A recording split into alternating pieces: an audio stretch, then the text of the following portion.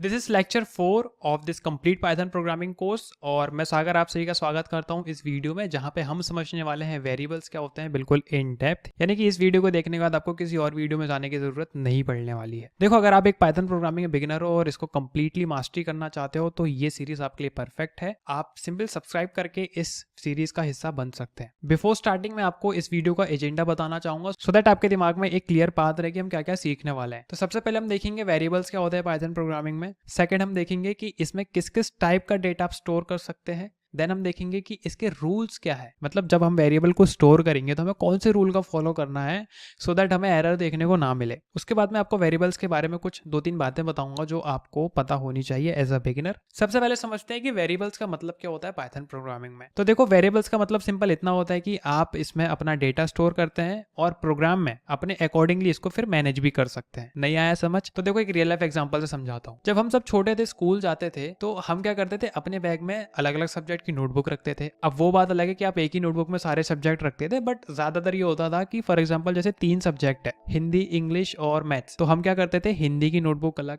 Maths की notebook अलग, English की नोटबुक अलग। अब आप मुझे ये बताओ कि जब आप स्कूल जाते थे तो क्या ये तीनों नोटबुक ऐसे हाथ में लेके जाते थे एक एक करके? नहीं ना। आप क्या करते थे, बैग का यूज करते थे, स्कूल बैग का। उसके अंदर तीनों नोटबुक भरी और स्कूल चले गए और अपने अकॉर्डिंगली उसको फिर निकाल के पढ़ लिया। जैसे पहले मैथ्स का लेक्चर हुआ तो मैथ्स की नोटबुक निकाल के पढ़ी, फिर हिंदी का हुआ तो हिंदी की नोटबुक निकाल के पढ़ी। यानी कि अकॉर्डिंगली अपने अपने तरीके से उन नोटबुक्स को मैनेज किया। तो यहाँ पे जो आपका बैग है वो क्या है, एक कंटेनर है। और यहाँ पे जब आप अपनी बुक्स को रख के स्कूल ले जा रहे थे तो वो बुक्स क्या थी, डेटा। यानी कि आपने यहाँ पे वेरिएबल के अंदर डेटा स्टोर किया और अपने अकॉर्डिंगली अपने स्कूल में उसको मैनेज किया, यानी कि यूज किया। पाइथन में आप डेटा कैसे स्टोर कर सकते हैं, चलिए वो देख लेते हैं। इसके पहले इसका सिंटेक्स मैं आपको बताना चाहूंगा कि इसका सिंटेक्स क्या होता है, यानी कि वेरिएबल का नाम कैसे डिक्लेयर करें। तो सबसे पहले तो आपको नामकरण करना पड़ेगा, यानी कि वेरिएबल का नाम देना पड़ेगा, किस नाम से आप उसको पुकार रहे हैं, किस नाम से आप उसको स्टोर कर रहे हैं। देन इसके अंदर आपको डेटा जो है स्टोर करना है, यानी कि सिंपल जो भी डेटा रहेगा आपका उसको रख देना है। अब कुछ लोगों के दिमाग में आ रहा होगा कि डेटा क्या होता है, डेटा टाइप्स क्या होते हैं, इसको कैसे स्टोर करते हैं। तो देखो, डेटा मतलब कुछ भी हो सकता है, जैसे कि मेरा नाम है सागर, ठीक है। जैसे माई नेम इज, यहाँ पे क्या है, जैसे मेरा नाम है सागर, तो ये एक स्ट्रिंग डेटा टाइप हो गया। जैसे मेरी एज है 22, फॉर एग्जांपल 22 है, तो ये 22 क्या हो गया, ये एक इंटीजर डेटा टाइप हो गया। अब जैसे मान लो मेरे 12th क्लास में परसेंटेज कितने आए थे, 68.75, तो ये कौन सा डेटा टाइप हो गया, फ्लोट। ऐसे 3 टाइप के और डेटा टाइप है, यानी कि पाइथन में टोटल 6 टाइप्स के डेटा टाइप्स हैं। ऑब्वियसली हम इनको एक एक करके पूरी एक डिटेल वीडियो में समझेंगे, बट अभी जो है ये वेरिएबल की वीडियो है तो मैं आपको बस ऊपर ऊपर बता रहा हूँ जो बिगिनर मेरे भाई बहन इस वीडियो को देख रहे हैं। तो 3 टाइप के डेटा टाइप होते हैं मेन, एक स्ट्रिंग, इंटीजर और फ्लोट। अब देखो, अब जो पहले से किसी प्रोग्रामिंग लैंग्वेज में कोड करते आ रहे हैं या फिर करते थे जैसे सी या C++ में, तो उनको वहां पे स्पेसिफाई करना होता था, यानी कि पहले से ही बताना पड़ता था कि भैया हम इस टाइप का जो है डेटा यहाँ पे स्टोर कर रहे हैं। जैसे इंटीजर करते थे तो इंट बताते थे, int x, int y, str something, कुछ जो भी आप डेटा स्टोर करते थे। यानी कि आपको जो दूसरी प्रोग्रामिंग लैंग्वेजेस हैं जैसे C++, जावा, यहाँ पे आपको पहले से ही बताना पड़ेगा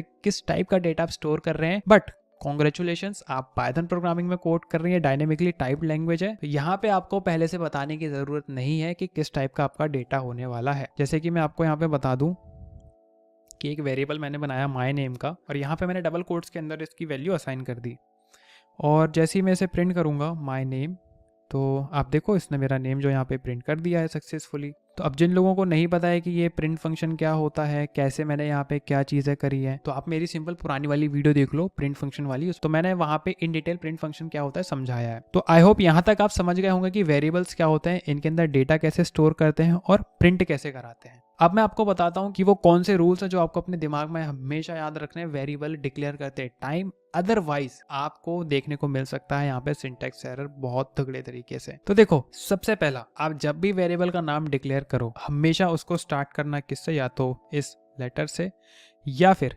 अंडरस्कोर से, ठीक है। यानी कि स्टार्ट करने के 2 ही तरीके हैं, या तो आप लेटर का नाम लिख के स्टार्ट कर सकते हो या फिर अंडरस्कोर से। यदि आप ऐसे 1 से कुछ स्टार्ट करोगे और इसमें फॉर एग्जांपल 10 वैल्यू स्टोर करते हो और जैसे इसको प्रिंट करते हो 1, तो देखो यहाँ पे क्या मिल जाएगा, आपको सिंटैक्स एरर देखने को मिल जाएगा। यानी कि आपको ऐसा वेरिएबल नहीं बनाना है जो इंटीजर नाम का हो। ऑब्वियसली आप इसमें नंबर भी स्टोर कर सकते हो, बट पहले आपको एक लेटर लिखना पड़ेगा। जैसे मैंने यहाँ पे ए लिखा, अब मैं इसे रन करता हूँ। अब जैसे इसको आप रन करोगे, ये देखो इसने 10 प्रिंट कर दिया। यानी कि सिंपल जो रूल्स है मैं आपको बताता हूँ। सबसे पहला, आप जब भी वेरिएबल का नेम बनाओ, इट स्टार्ट्स विथ लेटर या फिर अंडरस्कोर। स्टार्टिंग में यदि आप इंटीजर वैल्यू यानी कि 1 2 3 4 लिखोगे तो आपको एरर देखने को मिल सकता है। सेकंड, आप वेरिएबल का नाम वो नहीं दे सकते जो पाइथन में ऑलरेडी रिजर्व्ड है, यानी कि कीवर्ड्स की मैं बात कर रहा हूँ। दूसरी बात जो आपको दिमाग में याद रखनी है वो ये है कि वेरिएबल्स के जो नाम है वो केस सेंसिटिव होते हैं। केस सेंसिटिव यानी कि मैं आपको बताऊँ, जैसे कि ये एक नेम है, ठीक है, और यहाँ पे मैंने स्टोर करा क्या, सागर, ठीक है। अब एक और वेरिएबल मैंने बनाया, यहाँ पे मैंने पाइथन स्टोर कर लिया। अब आप मुझे ये बताओ कि जैसे मैं ये नेम प्रिंट करूँगा, क्या प्रिंट होगा, सागर या पाइथन?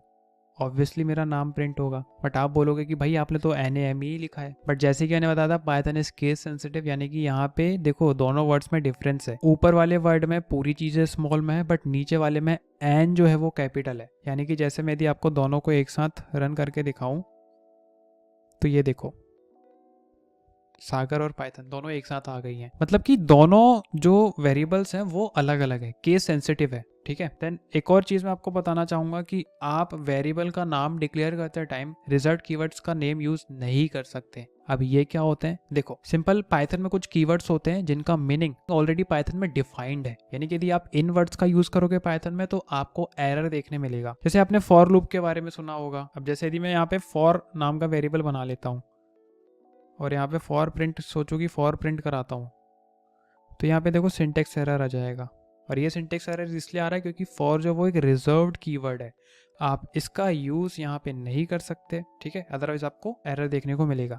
अब यदि आपको लिस्ट चाहिए कि वो कौन से कीवर्ड हैं जो मुझे पता होने चाहिए, तो सिंपल आपको यहाँ पे लिखना है import keyword print keyword dot KW list. और जब मैं इसे रन करूँगा तो देखो यहाँ पे वो सारे कीवर्ड्स आ गए हैं जिनका यूज़ आप नहीं कर सकते पाइथन में वेरिएबल्स का नाम डिक्लेयर करते टाइम। ऑलराइट, इसको हम करते हैं यहाँ से क्लियर। और एक और चीज़ मैं आपको बताना चाह रहा था कि वेरिएबल्स की जो वैल्यू है वो वेरी करती है, ठीक है, यानी कि आप इसे चेंज कर सकते हैं।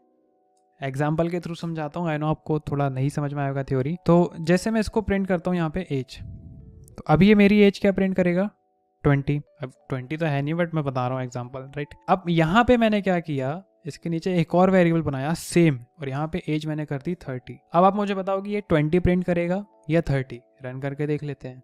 इसने प्रिंट किया है 30, क्योंकि इसने क्या हुआ है, नया वाला डेटा हमारा यूज किया है, पुराना वाला इसने स्किप कर दिया। सो इसलिए वेरिएबल्स को वेरिएबल बोलते हैं। क्यों? क्योंकि इनकी वैल्यू वेरी करती है अपने प्रोग्राम में। तो आई होप आपको ये वीडियो अच्छी लगी होगी। मिलते हैं नेक्स्ट वीडियो में जहां पे हम समझ रहे होंगे डेटा टाइप्स क्या होता है इन डिटेल। यदि आपको वीडियो अच्छी लगी तो लाइक एंड सब्सक्राइब जरूर कर लीजिए, और कोई डाउट है तो कॉमेंट सेक्शन में आप मुझसे पूछ सकते हैं। मिलते हैं नेक्स्ट वीडियो में। Thank you so much for watching.